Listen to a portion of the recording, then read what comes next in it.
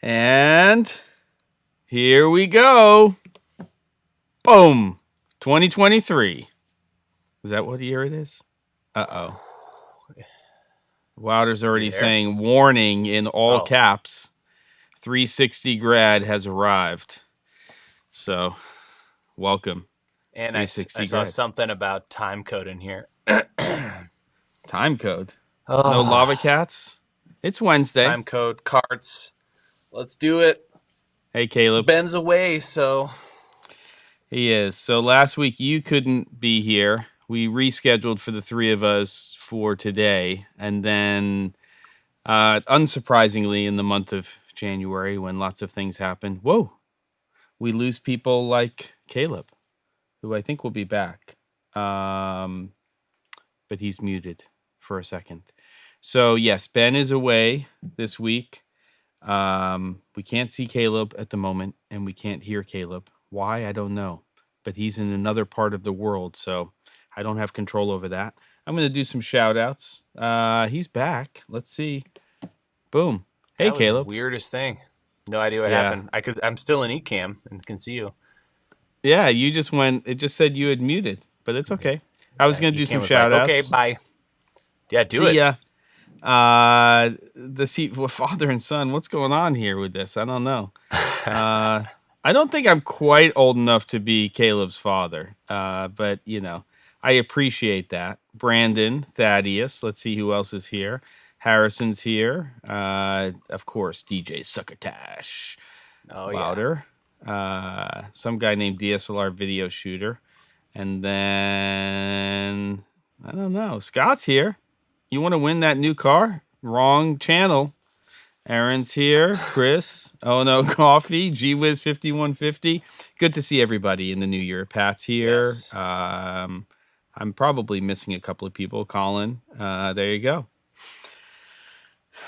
Am I controlling eCam with my keyboard? No, I'm using a Stream Deck so I can do the little macros to switch between things. That's what I'm doing. I'm kind of doing that and a A10 Mini Pro, which, interestingly, before we get into what we're going to drink and the show, I ordered two A10 Mini Pros recently, one off of Amazon. It showed up and inputs 2 through 4 totally zonked. Did not work. So sent it back. Yeah, it was for a client. So this is set up so that they could have 3 cameras going into it for remote directing. So we sent it back, and the day we figured out there was a problem with it, I called Film Tools because they're based in LA, and I had somebody go and pick up another A10 Mini Pro. Same exact problem. Inputs 2 through 4 didn't work. It was crazy. And if you took any of the 3 cameras and put them into input 1, you could see the picture, but as soon as you started to switch to 2, 3, and 4, nothing. What if you we tried everything. Switched the inputs? What do you mean? If you put camera 1 and 2 on 3 and 4 and 3 and 4 on 1 and 2, did it work? No. Because the only input that worked, that makes me nuts. The only input that worked was input 1. And it didn't matter what you plugged into it, it would see that. But if you took anything and tried to plug it into the end, and it was 2 separate A10 Mini Pros from 2 completely different places, I'm guessing from the same production run. Crazy stuff. Yikes. Yeah. All right. Get your smoking recipes ready. I don't know where this thing's going, but I'm going to start by a drink. Are you having a drink today, Caleb? Yes, I am. I actually remember to bring one. Let's go. Let's do it. I'm ready. It's going to be beer, I'm guessing. Maybe I'm wrong. No, oh, no. Actually. Whoa. Oh, the going, brown. The brown Driftless, stuff. Wrong way. Oh. Driftless Glen. This is a Wisconsin distillery. Yeah. So that's what we're doing today. Okay. And I'm using a aluminum water glass because I can't find my little glass I normally have for this. So I'm just gonna go. Why not? Go with that. But this is really delightful. Nothing super fancy. I would say it's like mid-tier bourbon. So let's see what else specs wise. 96 proof. And this particular bottle is bottled by Angela. Oh, perfect. I mean, if it's going to be bottled by somebody, yeah. Baraboo, Wisconsin. wherever All that right. is. Let's go get a That's fish cute. fry. They have little fingerprints Oh, that's where cute. you grab the bottle. That's clever. So yeah, All right, that's cool. Driftless Glen supporting Very nice. fellow Midwesterners. Midwesterners, yes. How about you? Very nice. Today, something a little different. I've only tried it once or twice, so I'm having this right here, which maybe you can sort of see it better here. It's called Breckenridge Bourbon, a blend, and it says high proof, so it's a 105. So yeah, yours is pretty high proof too, and they are based in Colorado. So this is a Colorado. So we're not totally we're not totally off base from each other. We're both going American, but Mountain not time, Kentucky. Central time. Yep. Yeah. All right, so I'm gonna pour some of this, and probably have to add a little water. Yeah, I was gonna say, me too, Scott. What's up with the synth, my man? Oh yeah, it's this was something that I've been waiting for. So it's basically so I can rekindle my love for synthesis. So I'm learning about it's Arturia Mini Freak. It's pretty cool. Oh, I'm yeah? having fun with it.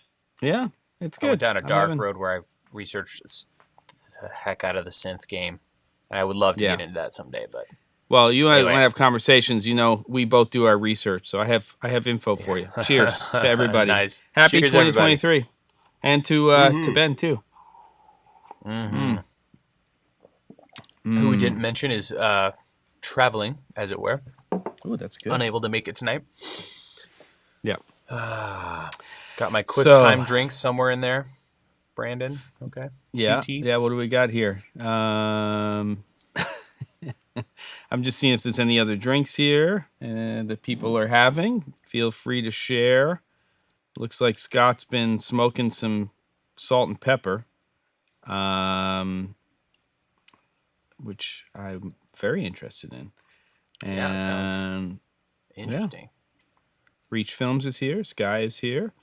Camille is here. Leobardo. Yeah, that's awesome. All right. So I guess, yes, I do like this synth, by the way. There was a question there and there. Do I follow David Hillowitz? I don't know who David Hillowitz is. Do you know who David Hillowitz is, Caleb? No, David Hillowitz. Is this that one of comment. those- Oh, down there. Oh, Yeah. wait. That guy sounds really familiar. Let me search him real quick. Enter. David Hillowitz. We're gonna get Scott. We're Oh, gonna get Caleb a yes, Poly yes. D from Behringer, so he can play with that. I've seen this Who is guy. David? No Behringer gear, please. I know. Well, that one synth, by the way, the Poly D. I Is it think pretty special? You should. Yeah. Yeah, so this guy, make sure there's nothing, let's see, where can I? Are we sharing? Hold on. This guy, Yeah. awesome channel. Thanks for bringing him up. 360 grad, yeah. This video right here actually is screenshotting pretty that. sick. Omnicord. Yeah. Oh, I've seen that. He reviews really interesting stuff and finds all kinds of cool gear. Okay, good. Well, I got two more then to add to that list. Most people here who are mentioning musicians probably know Andrew Huang, based out of yep. Andrew Huang, who's based out of Canada. Amazing, ridiculous. And then the other one is his name is True Cuckoo. He's out of I think he lives in Norway. His channel is really interesting too. So there you go. Oh, okay. There's some music stuff.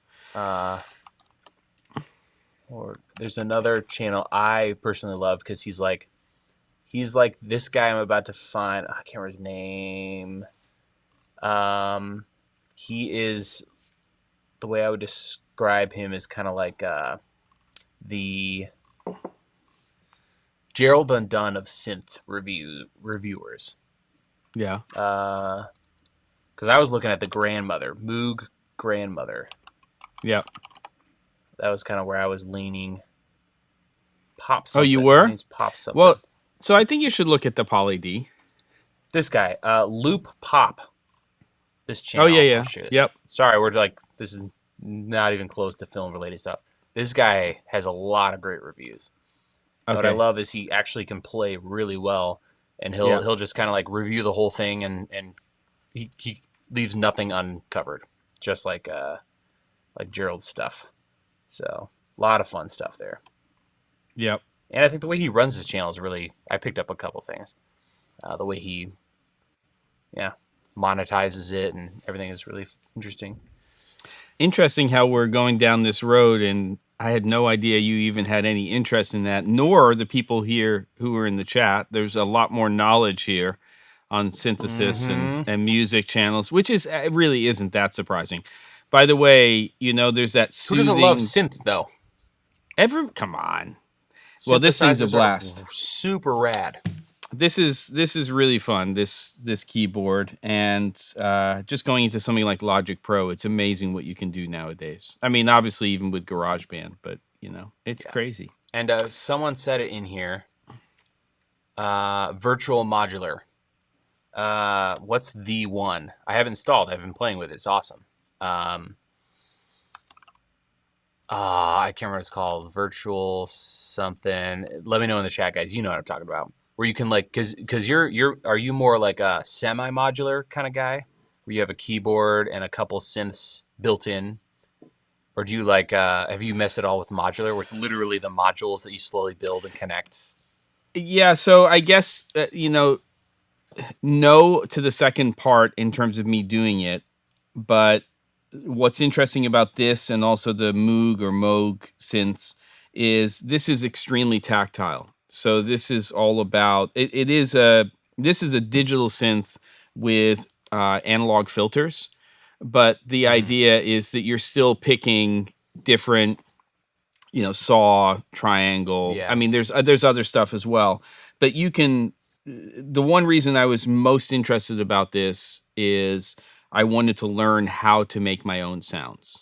So I love virtual instruments as well, but this is much more in the direction of like a Moog, or that's why I was saying you should check out the Behringer Poly D. There's the Korg, the XD, which is that all that stuff is all about knobs and changing things and cut off and attack, decay, sustain, release, ADSR, and that's kind of adding filters, and that's what I really want to learn more about. Is being able to, and it's amazing after a week even just how much you start to understand what the cutoff and resonance is doing, and as you get a different you know what I'm talking about basically. So Oh, I have to keep turning on my little zoom here. Apparently every time and I switch. And having fun with with ARPs and all that fun stuff. So I mean, I want to do more of that. I'd love to get into, because it'd be so dope to make your own music and own sounds. And I love like classy electronic music, or anything. You can do anything with a synthesizer. There we go. Synthesizer. Yeah. So I don't know if anyone said in the chat, but this is what I was. Sorry to keep doing this thing. Go. Oh, wrong one. There we go. Oh yeah. These guys. Yep. So you can virtually mess around with all of this. Yeah. It's super fun. So what's really cool about the Mini Freak is this keyboard has a virtual version of it that you download when you buy the keyboard, and they communicate with each other. So you can basically turn the knobs on this or play the keys, and you see it happening with the actual virtual one. So you can create new presets either virtually or with the keyboard, and they get saved to either place. It's pretty cool. So, nice. There's some cool stuff. Yeah, everything I see in the chat, super duper. We are, Cassie. It's true. Everything about what you're saying. And it is all about the blips and bloops and all that stuff. Micro Freak might be something for you to check out too, though. But I like this because it's polyphonic, so you can play up to 6 together. And but I don't know. We'll have some more conversations about it. If I had all the money in the world, the grandmother. Yep. and the other one that they make that is insane how many generators there are. But those two together. Yeah. And something about the look of that thing too also. The grandmother with all the colors and everything? Yeah. I know what you're talking about. I know. How many possibilities. If you watch that Pop Guys thing, but I don't have an extra $1,200 just sitting there. No, the Mini Freak is there's a whole bunch of synths in the $600 price range, and that's sort of the range that I was looking at. And that's Right. but what you can get now, most of the $600 ones though have mini keyboards, so they don't have full size keyboards. So this is a mini keyboard. What? So surely you've heard, given your obsession with Blade Runner, what is the one synth? Oh yeah, but I can't remember The Replicant. Yeah. Have you thought about someday trying to acquire that guy? Because they make a kit, I think you can build or something. Yeah, they have all kinds of stuff. Wilder's saying the Hydrasynth, that's a full digital synthesizer. That's pretty cool. And then there's this new one that just came out that Cuckoo was demoing and a bunch of people. It was like Kickstarter from 2019. It's a whole new rebuilt keyboard. So I don't know if you've ever seen the Seaboard keyboards, but those are weird because you can bend them and they almost look rubberish in their look. But this is not. It's a traditional keyboard, but they rebuilt the whole platform. So if you go like this left and right, or you press it, it has all of these expressive options that are pretty crazy. Yeah. All right, this is the last share, and I'll shut up with this whole synth thing. No. This is crazy. A bunch of people. Like this what guy. Is yes. It's called my Deckard's gosh. Dream. Someone recreated, someone rebuilt, and you can buy the recreated version of the synth that was used for all the Blade Runner. By Vangelis. Rest in peace. How sick. That Greek genius. There you go. That you is can buy awesome. A built one for $4,000. Not bad. Yeah. Well, there you go. And apparently, you can. There's guys out there that you can build your own. Like, you can buy the raw materials and solder the whole thing together yourself. Well, that's why you have to go look at like Eurorack stuff, and you have to go look at Andrew Wong's channel, and he just has so many 1/4-inch plugs that are patched to other things. It just makes my head hurt. So this is my baby step. It's gonna be okay. I'm excited to hear more about it in the future. Lots of good comments here. Yeah, lots By of the way, people if you're new here, make sure you subscribe and prepare for stuff like this, where it's a filmmaking channel and a filmmaking live stream, and we just spent 18 minutes talking about synths. That's pretty regular, just to go off. Cassie's last two comments are the best. How to know what your husband has been. Wait a minute. I'm sure Jess does this too. On the internet, like, watch his live stream and be thankful it is synths. That's such a like a nice beat there, and then come in with the. Oh my gosh. Yeah. Now I will say all the synth stuff, that was for me, that was 2021, I think. I don't know, maybe I'll have to hunt down when I was like, but I went deep dive into that whole world. Because I was like, it'd be nice to, like, because in my head I can hear, like, you know, a little tune I'd love to just throw down for a video. Yeah. Because I hate royalty-free music. I'm trying to find the right music. It'd be great just to throw something together on a little keyboard, boom, throw it in a video, done. Or like one of my the trailers and things. And then I was like, just a synth. And then I'm like, that's cool. Oh. And then it went, and I love electronics. So when I discovered the modular thing, yikes. I know. Yeah. It's a deep hole. Yeah. And it's dangerous territory. Yeah. And we already have a and we all we all have a disease when it comes to equipment. 3 dongles down in the synth hole, and you know what happens there. It gets Don't talk about messy. diseases and synth holes And with you were 360 getting into it grad in during here.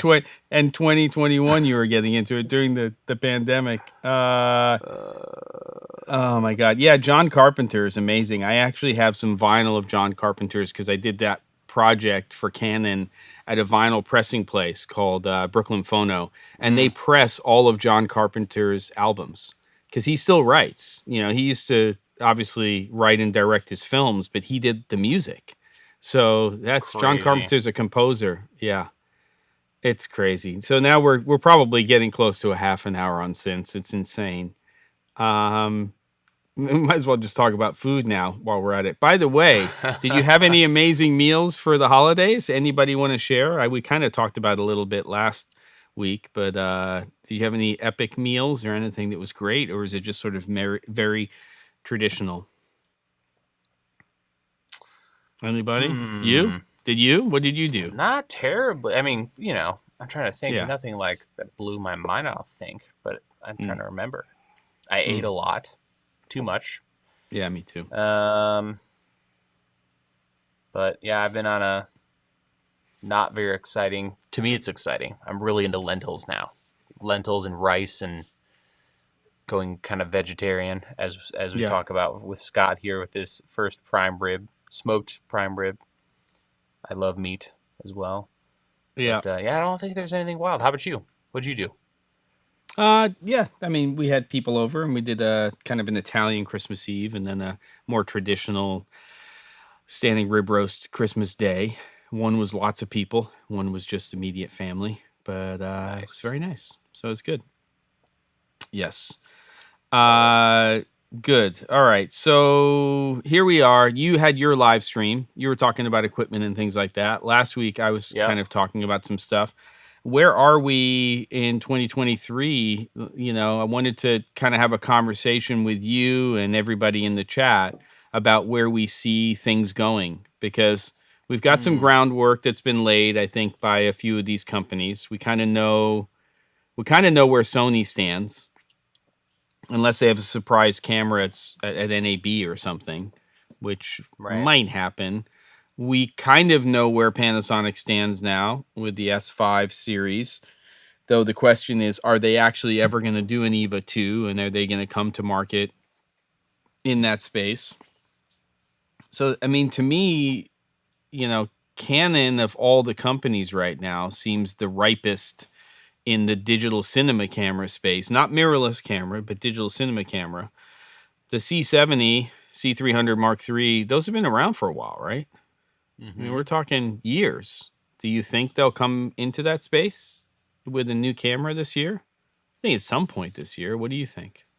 I don't know. I mean, if I'm a Canon person, or I'm actually Canon. If I was actually Canon, I think they're Yeah, probably thinking they're sitting pretty well for Canon. Like they've got the R5 II, yeah, R6 good cam. II. Yeah, really. Yeah, yeah, They've got all that dialed in with from R5 day one to now. They've got that yeah, dialed in. They've got the C70, which everyone loves. Um, yeah, and funnily enough, I thought I would see the C300 2 and the C500 3. Wait, C300 Mark 3 and the yeah. C500 Mark 2. I thought I would see those everywhere. I have not seen one on a No, production. I've seen buckets, trash cans just filled with C70s out in the field. C70s are everywhere. Everywhere. FX6 and FX9s Yes, I have a everywhere. ton of FX6, but I have not seen those Canon cameras, those No, cinema bodies. So, chat, are you seeing these places? I know people that have used them are happy with them, but I've just not seen them. I could see Canon coming in this year. Um, I don't know. I think they want to play the 8K game, and I think that the C70 is what it is, and it's much beloved. But I think that as Aaron's saying, a C200 Mark II or something else that sort of sits between that C70 and the C300. I think there's room for them to come in and do something interesting, and I think it'll be 8K. But I don't know. Yeah. Yeah. Yep. Yep. Lots in the chat here. This kind of makes me Yeah. wonder if I should hold off purchasing a camera until NAB. Mm. I mean, if you don't need to, I suppose, but that's a dangerous road to go down. Yep. I would say if you're going to buy a Panasonic camera, definitely maybe wait a little bit. Mm-hmm. Yeah, unless it's in the mirrorless space, right? Or do you think the we'll see the C200 S1? Yeah, go ahead. Sorry. Oh, well, I could see. Well, Panasonic's hard. They're kind of slow. Mm. I mean, Sony, I think you're pretty safe. Canon, Mm. it's hard to tell, but I think you're real safe if you're going with the mirrorless camera or hybrid. Yeah, I I think if did see you're in that that, yeah. the C200 price drop is bonkers. Did you see that Oh yeah, on B&H? so, It's like and $2,500 now. yeah, I mean, it's it should be that cheap now, but it should be. I mean, based on what's on the market and what image you can capture from cameras that are not necessarily the same form factor, but in that price range, you could argue that there's still some advantages to a C200 in that price point, but most of it just has to do with the fact that it's all built in, right? ND, XLR inputs, all those things. But based on pure image alone, even at $2,500, there's a lot of cameras on the market that I would lean towards to get a sharper, arguably better image. Color science is great, but that doesn't mean everything, right? So I think, yeah. So I think you're right. I think Sony's probably the safest bet right now. If you were going to make an investment, there still might be a surprise camera, or there might be something they come out with.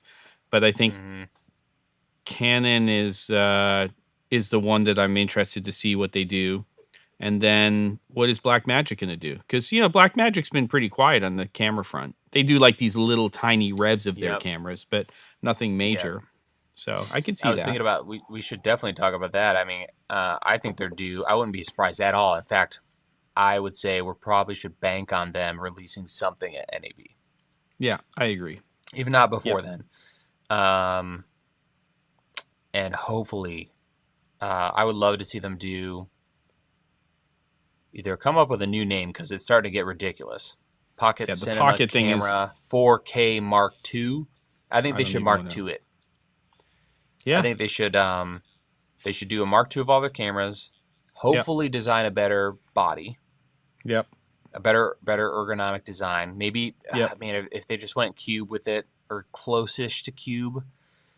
I mean, because I feel like if I were on their design team and I cared about the end user, I would look at what the end users are doing with the cameras, and every single person, almost every single person, is putting a V-mount battery on that thing 8 inches behind the giant screen because they're forced to use the screen of the camera and put a monitor on top. Yep.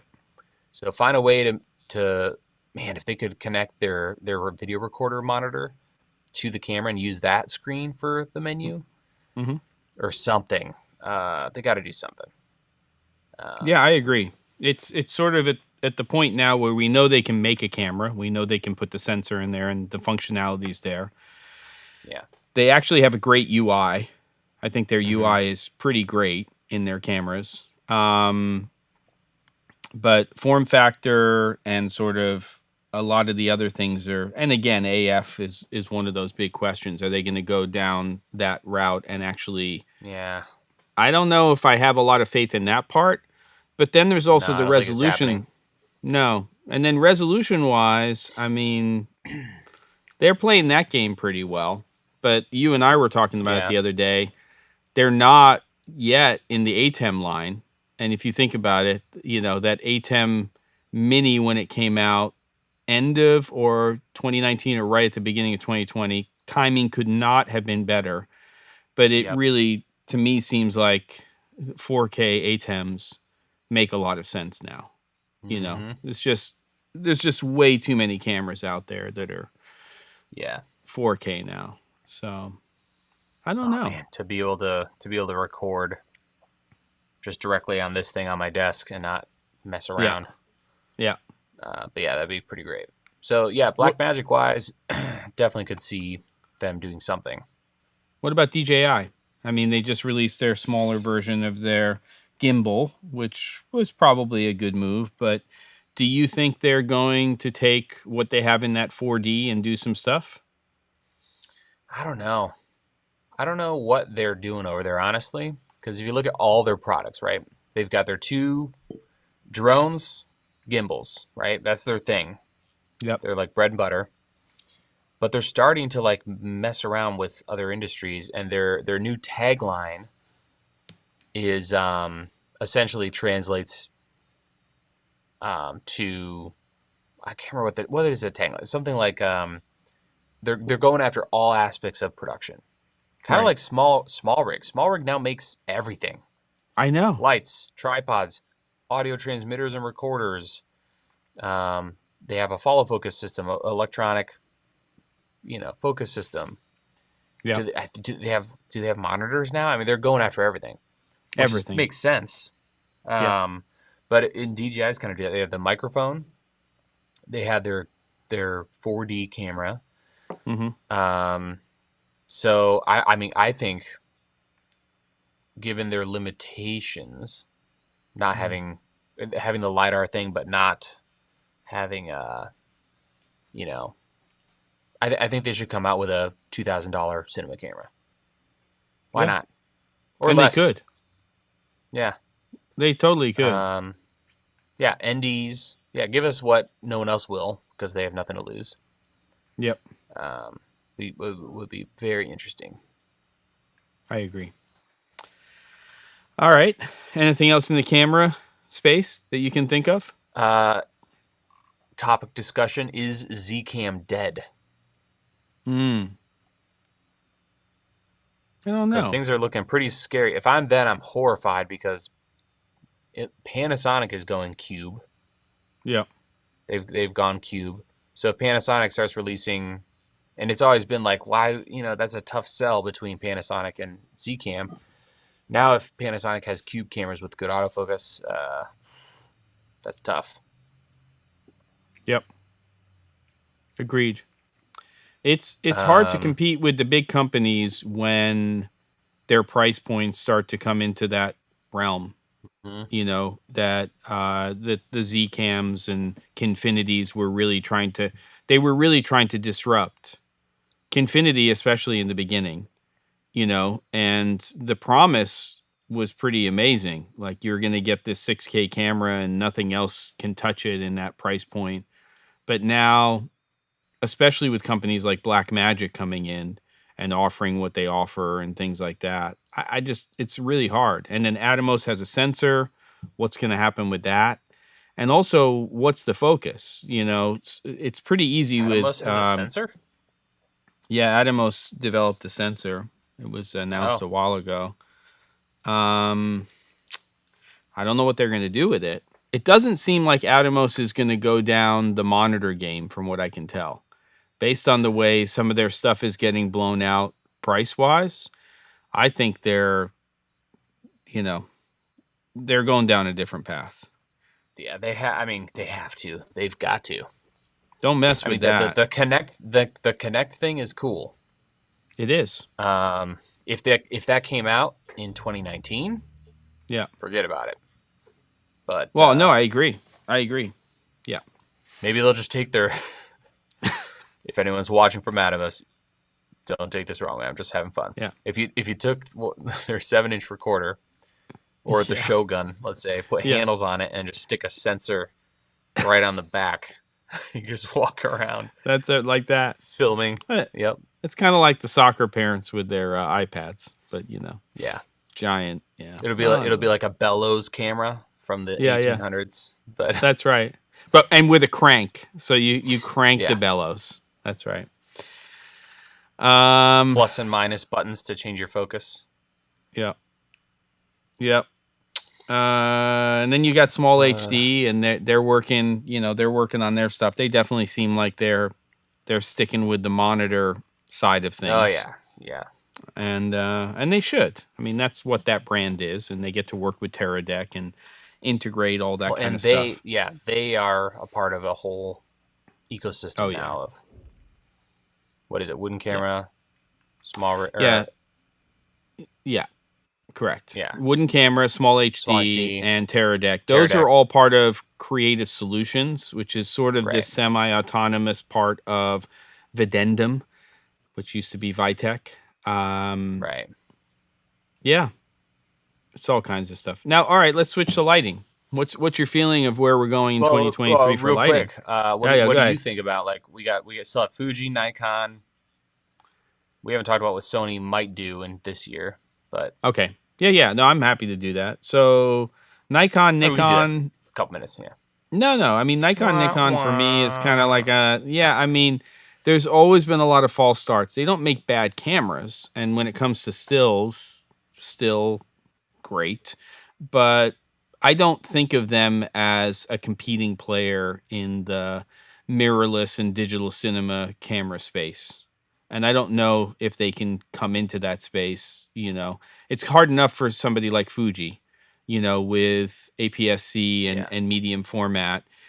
But I think for Nikon, it's really hard. I'd love to see Fuji come out with a digital cinema camera in that sort of $5,000 to $10,000 range.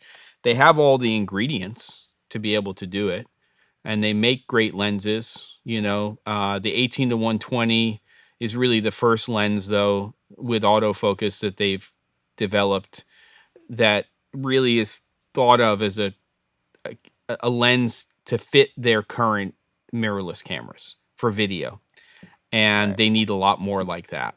Obviously we love the manual lenses that they have, that dual set that you can use. It's E Yeah. mount and Yeah. yeah, the K series. But um, yeah. So I think those two companies. That's sort of my feeling there. And what would Sony do? I don't know. At this point, they kind of have all those price points, unless they go to a Hmm. $7,500 camera. But is there really anything that you need from a jump from a 6 to a 9 that's compelling enough, that because they're going to have to put new things into that middle camera, and then that Yeah. cannibalizes the 6 line. But Sony's done that before. They kind of don't care sometimes. What do you think? See you, Pat. Thanks for hanging out. Thanks, Pat. I mean, I think they could do. Uh, so let's say they have the FX3, FX6, FX9. I think they should Hmm. do they have the FX30. They should Yep. also do FX60, FX90. Take What would that be? literally take the bodies of the FX line and put Yep. Super 35 sensors. Don't change anything else. Yep. Super affordable from a production standpoint. Just stuff new sensors in them and then have that price bracket. So what is this? This camera is $7,500. No, I'm sorry. Which one? The the 1700? Are you the talking about the, the FX30? FX30 is $1,700, right? Yeah, For the about body 17 or only. $1,800. Yeah, correct. And what is the FX3? 4 grand? I think it's just shy of 4 grand, if I remember correctly. Isn't it like Okay, so it's $3,800 or about something? half. Yeah. So what is the FX6 going for? I Six think that's grand? about 5,500 to 6,000, and then you jump to Okay, close to so let's say 10. there's a Yeah. $3,000 FX60 Yeah. or $3,200, 35, something like that. Now you Okay. have an FX60. It's a Super 35, same sensor as this, Yeah. but it's in the FX6 body. That could be interesting. Oh. So Yeah. take their FX line, the FX3, FX6, FX9, put Mhm. Super 35 sensors in them, and then have Mhm. that lower price. Now they own, in my opinion, right now in this current, moment, they would Yep. have full frame, Super 35 covered. And I think the only thing they'd have to do body wise is maybe add a head input, a mic input on the Yeah. FX60, Yeah. so we don't have to have the handle on top. Yeah. But that'd be interesting. Yeah. It would be, especially if it was in that. I would Yeah. disagree with Scott here. Scott says Sony has a problem. Their FX3 6 A7S sensor is successful because of the large pixels. I don't agree. I would say, like, because of the low light thing, I'm going to say the A7 IV is pretty much as good as an A7S. Of course, you're going to get more dynamic range because the second native ISO is so much higher. Right. But because you're dealing, the problem I have with the FX3 and those cameras with the sensor that's just big enough for 4K is that if you do anything with it, it falls apart. If you try to like blow it up at all. So I actually prefer cameras like the FX30 that have more resolution or oversample from higher resolution. Yeah. Right. And in the low light, I've not noticed is a problem. Unless, of course, if you're going to try to do 12,800 ISO. Right. Yeah. But I think 6400 the or lower advantage though. is, yeah. Yeah. I'm excited that everyone's, but yeah, I think that for Sony, I think it could be really interesting if they did that. So, and I have hopes that they will. They did the FX30. That seems, intentional. Yep. Yeah, and they've probably sold the vast majority of FX. I'm not saying they're going to not sell any more FX6 cameras, but that camera's been on the market for a while. So coming out with something like an FX60 with a super 35 millimeter sensor at that sort of $3,500 price point would be interesting, especially if they put their variable ND, electronic ND system in hot. there.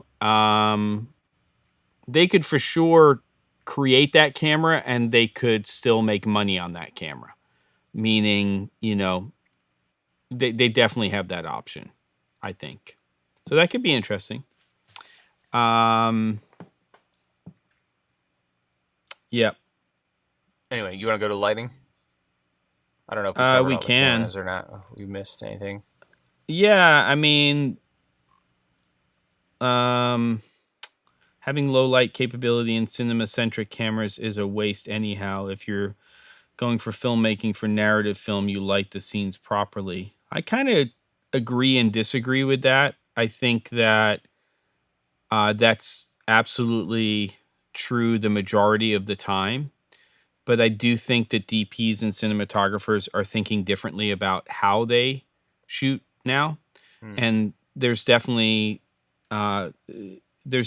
people who are lighting or not lighting because of the capabilities of the camera. It's not that they're not aware of where the light is motivated from or what they want the scene to look like. It's not that the care is not there, but I think because there's the capability of these dual ISO cameras and the capability of capturing clean images at very, very low light levels, that it is changing the way people are thinking about the content that they're shooting. It was always the dream, especially for cinematographers who were shooting narrative, but they wanted it to feel like documentary, to be able to work with just available light. And I don't just mean the 1917 approach that Deakins has, where every day they're waiting for the light to be perfect to shoot that scene in natural light. I think, it does boil down to budget and crew, but we don't have big budgets and crews, and people who are interested in narrative nowadays, they're having the ability to get access to cameras like an FX30 or an FX3 or even, any camera that's under $10,000 US. And a lot of those cameras can capture more than usable images at ISOs up to about 6,400, which was unheard of. I still like to shoot where I'm kind of setting a camera at 800 and sort of saying that 800 to the 2.8 is sort of the baseline. It doesn't mean I want to shoot everything that way, but an 800 to the 2.8 is kind of like, that's a good place to start, I think, and then you're opening up sometimes, you're closing down sometimes, and a lot of that's going to be dependent upon what you're shooting, the focal length that you're shooting at, and so on and so forth. But I do feel that kind of like 2.8 to 4 split, that area at an 800 is kind of the sweet spot, right? And it also seems to be the sweet spot for most cameras when it comes to giving you generally the most dynamic range you're going to get above and below middle gray. So, if you're questioning how you're going to shoot with a camera, you probably start at 800 on most new cameras. It Yep. doesn't mean you have to, but yeah. So I don't know. It'll be interesting to see. All right. What do we talk about next, Caleb? Any comments we want to go over, or do we want to move on to something else? I'm game for whatever. Yep. Yeah, I mean, if we're going back to 2023, Yep. lighting I feel has been a little quiet, but we have everything that's awesome now. I could see Aperture doing a pro light mat or something, because I still think that's kind of the future of lightweight. Like if we can have super lightweight, super bright, super durable 4x4, 8x8, 6x6 like light mats, that could be pretty sick. Yeah, and like the cloth-based LEDs are really interesting as well, because you can get them into much smaller sizes and then they increase, almost like a sound blanket or something like that. Yeah. So there's one company that makes them. They're expensive, but I think that there's room in that space.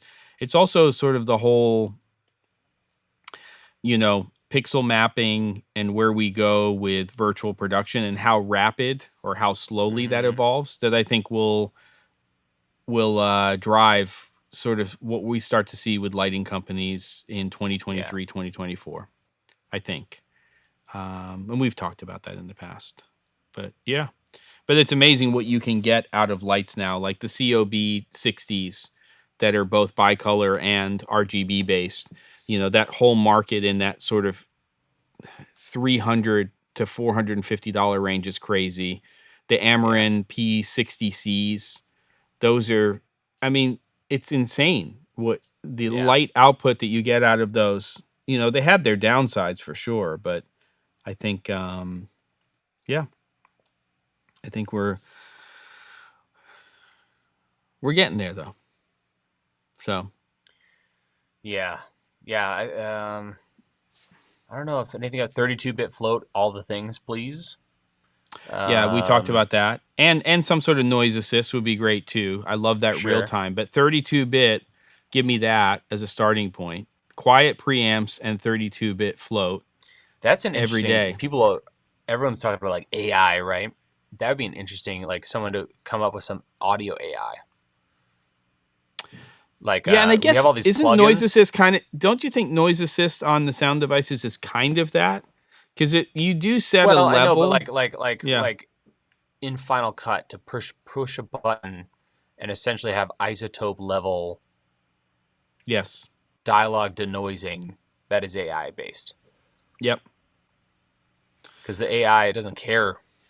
It can reprocess and do whatever it wants.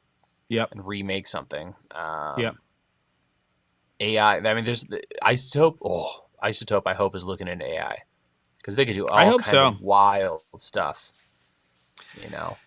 They make great products. They just need to be more actor and be able to just yeah. Crazy. No, I agree. I mean, they just need to be more reliable with their plugins. Meaning that at least in Final Cut, Isotope, standalone, fantastic. Some other things, but there are times where it's been, it's been rough with their plugins. Well, you have to know how I love to what use they it, do. right? Yep. And that's where AI I think would be great is you just make this go away. All I want to hear is this person and nothing else. Yep. Yeah, I think AI is and will that transfer, Caleb, to and everybody else to lighting? Like what can be done with AI when it comes to lighting? Because we already have apps that'll, you sample a color and it can basically match it. You could sample video and it could do something with that. But is there the ability to just throw? I mean, I've seen a couple of products out there, but is there a possibility to build real AI into lighting fixtures? I don't know. Mm-hmm. There probably is. I mean, AI is all based. What? Go ahead. What would you put in a light fixture that has AI? Well, that's a good question. I don't know. I'm just sort of talking out loud, but to me, the whole idea of artificial intelligence is it's built on a database of knowledge Mm-hmm. of past things, whatever that Right. is, right?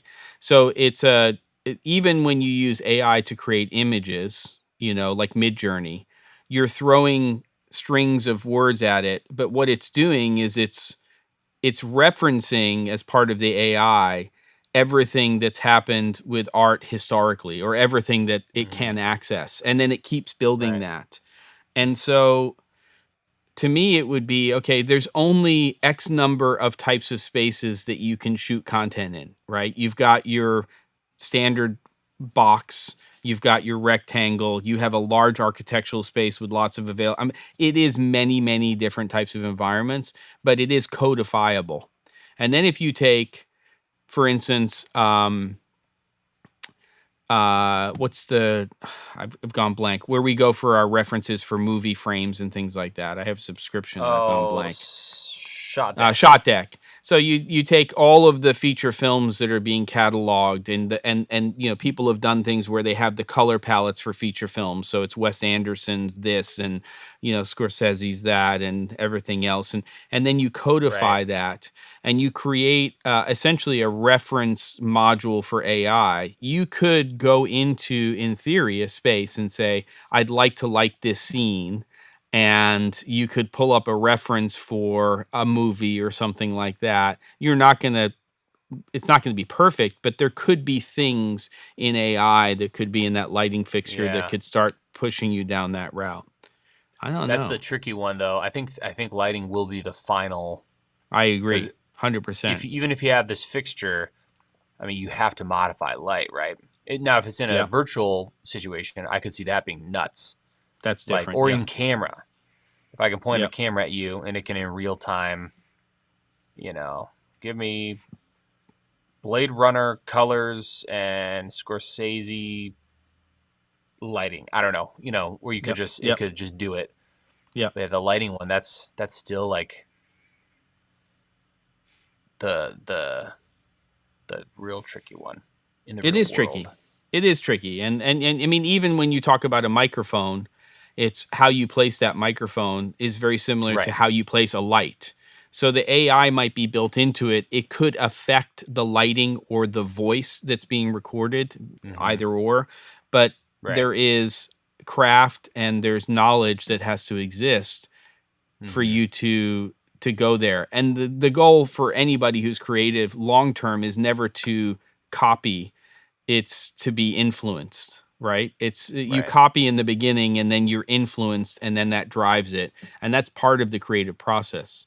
So I don't know how Yes. satisfying that Yeah. will be to have AI in Right. lighting, but it's still something I think we'll see. I think. Yes, Um, Loom. We see you, Loom TV. yes, yeah, sorry. All right. Let's answer some questions because there are some No, questions. Loom just showed up, I think.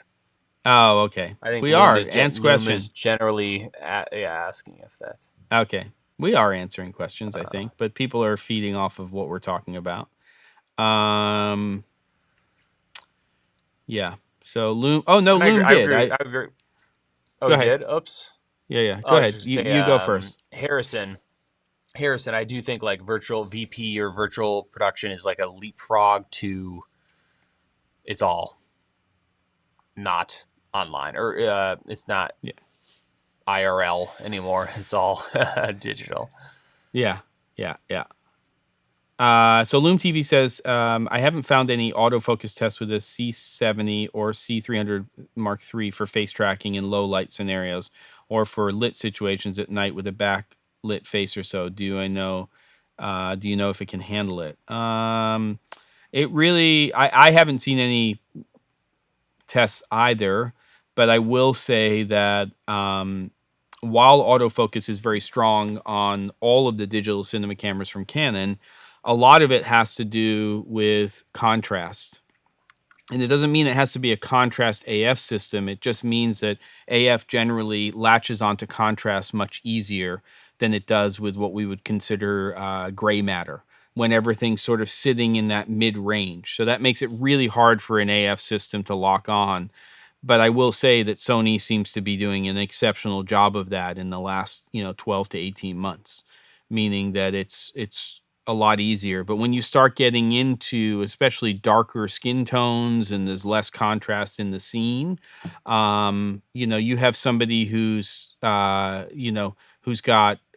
a much darker skin tone, somebody who's Indian, somebody who's, black, and then they're on a darker background. It's really hard for AF and back keying also, because it's very high contrast, but it's just like that sliver. And I think that makes it hard for the AF system. So I'd say you'd have mixed results is probably my guess, Loom TV, on that. I think there's certain situations you would just be, loving what you're getting. And then there's other times you'd be frustrated. And I've said it, I'll continue to say it. You cannot rely upon AF 100% of the time. You can find scenarios or situations like being in the studio like we are, and you learn your camera and understand how that AF system works, and you can start to rely upon it 100% of the time. But I don't think you can rely upon AF systems currently in all shooting scenarios. I don't think that's a thing yet, personally. I don't know how you feel about that, Caleb, but I don't think you can rely upon them all the time. I mean, if you know what scenarios it seems to work for you and you've tested it, like I would have a Sony camera handle autofocus in an interview. Yeah. Pretty much 100% of the time. I'll never be able to compete with that. Right. Unless it's backlit at ISO 128,000 in the dark. Yeah. Yeah. But if I'm lighting an interview, these days just face detect, eye detect, and sit back and let it do its thing. And sure, now you can go to f1.4 and just let it roll smoothly. But that's only Sony at this point. For Sony, I think it's only Sony at this point. Agreed. But I would feel fully comfortable doing that. Yeah. Okay. Cool. What other questions do we have? Are we missing some questions? Cassie says, my lovely, beautiful bride, removing all the art and skill from filmmaking, cry face. But that's the thing, though. I agree with MKBHD on the whole AI. It's another tool.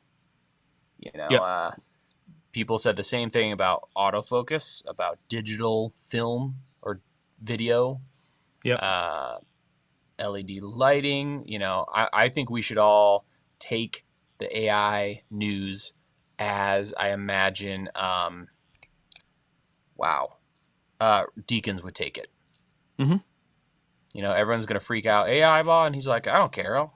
I'll type a film I'll type my cinematography into chat GDT TP, whatever it's called. Yeah. It's just another tool. But the thing is, with AI, at least at its current phase, you need to input something.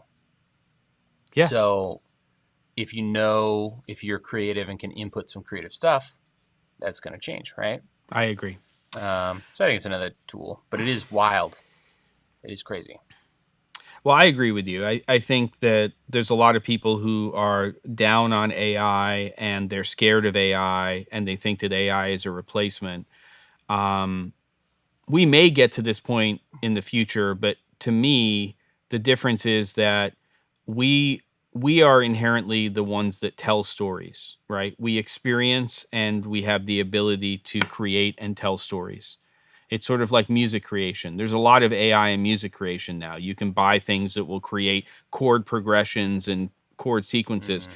But if you have base knowledge of music or base knowledge of filmmaking and video production, what you can do with AI is very different than somebody who's just typing in strings of, I'd like to see, a party balloon look like an exploding dog in a bucket of mud.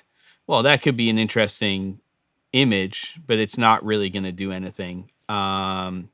It's hard, but I think it's our creativity and embracing new technology which makes for another tool. But there's no doubt that there's going to be a lot of people who are going to start to use these and say, I can create content for you. But it all gets, sussed out in the long term. And I love you, Brandon. You're a beautiful person. with your comment. Agreeing with Cassie, walking into a space, telling a computer to light and stylize a setting does in a way remove all the need for skill. I would push back a little bit and say, like, imagine like Unreal Engine, right? How powerful that is and how good it looks. Yep. And imagine all things being equal when it comes to ease of use. You put Roger Deakins in a chair with a computer, and you put just some rando in a chair. Jimmy in his mom's basement. Jimmy's in there. Roger Deakins, just to tell the computer what he wants. Yeah. Like, you can make some insane stuff, and it wouldn't take, I don't know, what was that one scene in Blade Runner 2047 or whatever? 9, yeah. 9. Yeah. When he, when they have like, I mean, what I imagine is millions and millions in lights hung from this ridiculous rig. Yeah, the big circle rig. If he knew what he wanted, like what he could just take what he sees in his head and put it through a computer. That's when it gets interesting. You still have to know how light works, because computers are just trying to recreate the real world. If you know how the real world works, I think you still have a massive leg up, which is why I think we all should continue to study lighting. Because you know how to make it. You know, when you can't figure out why it doesn't look quite right, but you don't know how to fix it. Yep. Those kind of hurdles, you'll get so much better. I agree. I mean, I love analog, and I get drawn back to it, and I like tactile, and I like those components of it. I feel like with everything that's happening right now with technology, the jump is really. I've got vinyl behind me, Wouter. And by the way, the reason I love listening to vinyl is I put an album on, I listen to the whole side. I listen to the album. I don't, I have an experience of enjoying that album and rediscovering songs or listening to new songs I never would have listened to. But for me, the hurdle is I have a certain amount of knowledge, and I try to increase that knowledge. But when you talk about, Caleb, something like Unreal Engine, it's so overwhelming to me. But when we get to the point where with some of this, it has logic to me, where I can input information or use that tool in a way that makes sense to me, which will probably happen. It means that it's going to happen for a much larger percentage of people, but we can take our knowledge of what we do in production and we can get results much faster. But it is, it's just evolution. I don't know. Mm-hmm. You can either embrace it or you can not. I don't know. Crazy world we're living in here. Just want to go back to Laserdisc. I just watched an old video on that. Or beta tapes. I remember Laserdisc. I put one in a player before, and then you have to flip them over. It's a whole thing. Yep. You know what? Yep. Maybe it was better back then. But if it wasn't, or if it was, we can't change that. We're moving forward. And that's why we're here in 2023. You're all lovely people. About synths and AI. You should rename every one of these episodes with what we actually talked about. We should go back to episode numbers. Should. And then when it's over, just for kicks. And this one would be called Synthesizers, AI, 2023 cameras. And some of the older episodes will be named all kinds of things. Really weird things, because it's camera and Flask. Really weird ones. I mean, there's definitely at least 3 episodes that are carts and time code. Yep. I think you should do it. That'd be fun. And cats. I like it. Get weird. And cats, yes. And brisket, Brandon says. And 10,000 subs in 2023. Yeah, good luck with that, Robert. I mean, I don't know if it's ever going to happen, but I appreciate it. How close are you? Oh, who knows? I don't even pay attention. It's not even a thing. Synths, cams, and Roger Deakins. 9.55K. So you're close. Another 450 subs. Yeah, I've been close for a year and a half, so yeah. So whatever. Like and subscribe, everybody. Yes. Beautiful. Everybody, I'll be back next. I'll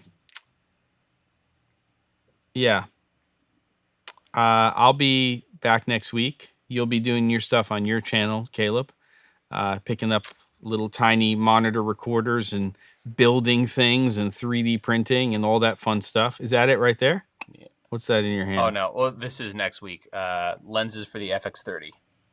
Oh, awesome. Zero. Yeah, it's gonna be fun. Cheap, crazy lenses.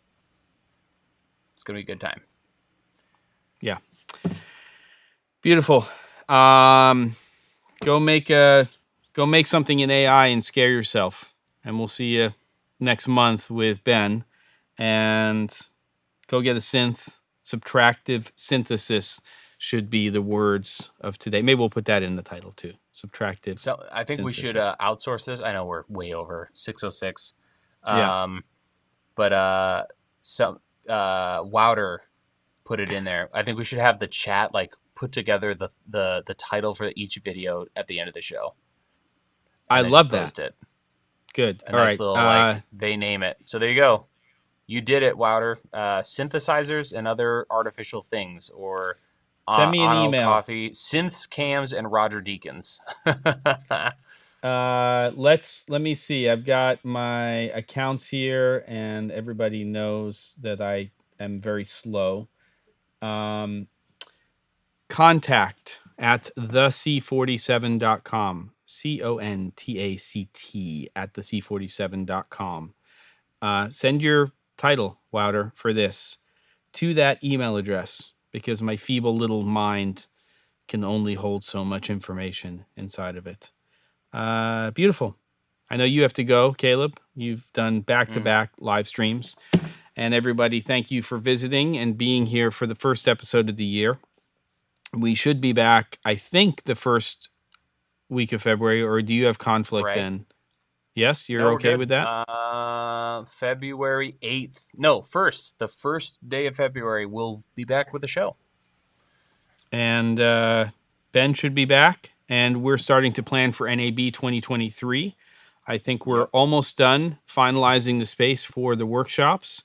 And I'm excited. Hopefully, miss you too, Cassie. Miss everybody I don't get to see on a regular basis, but especially you. And Lotus as I Am is in our future across the boards. I can't wait. I've already maybe put in Cassie's birthday, February 1st. Oh, so if we need to push it a week, let me know. It's okay. You'll let me know. We'll talk offline about that. Oh, of course. Yes. Okay. Lotus. Everybody, thank you. Brandon, we'll see you at NAB. Everyone. Yes, great awesome. Questions, good chat. Here we go. Keep creating, everybody. See ya on the other side.